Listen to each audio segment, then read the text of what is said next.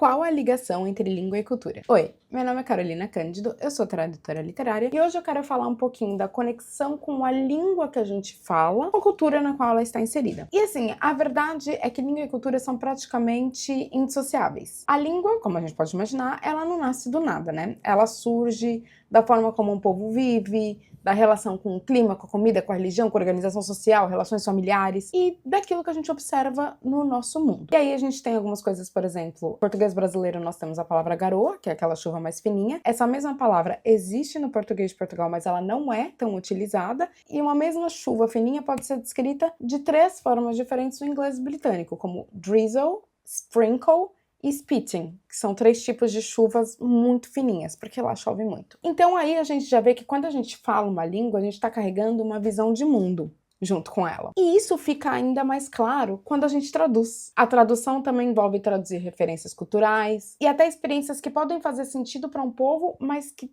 talvez não façam tanto para outro povo. Um exemplo muito citado disso é nas traduções da Bíblia, em que algumas traduções para o idioma dos esquimós do Canadá e na Groenlândia, os missionários optaram por substituir termos pecuários por animais locais. A expressão cordeiro de Deus perderia o sentido, porque eles vão ficar, o que é um cordeiro? Então, nessas línguas, a expressão foi adaptada para foca de Deus, já que a foca é um animal muito importante para a cultura e para a subsistência desses povos. E essa é uma discussão que se permeou por muito tempo dentro da própria linguística. Se a língua seria uma representação do pensamento ou se ela era principalmente um instrumento de comunicação social. Hoje a gente entende que a língua não depende só de um código comum, mas também das referências culturais compartilhadas, porque existe todo um universo por trás das palavras que possibilitam a comunicação. Outro exemplo que eu sempre cito está no livro A Tradução Literária do Paulo Henriques Brito, que ele diz que em inglês, dinner geralmente é uma comida mais pesada e lunch é uma comida mais leve. Então, se você chama uma refeição mais pesada às 3 da tarde, ele pode ser considerado um dinner.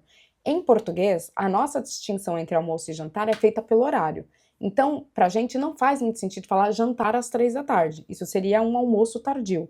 Então, nem sempre dinner vai ser traduzido por jantar e nem sempre lunch vai ser traduzido por almoço. É necessário entender o contexto e adaptar para o contexto daquele que vai ler, no caso, o público falante de português. E sendo sincera, essa é uma das coisas que eu acho mais legais em aprender língua. E também em trabalhar com tradução, que é quando você tá aprendendo uma coisa nova, uma língua nova, você não tá aprendendo só aquela língua, mas diferentes formas de enxergar o mundo.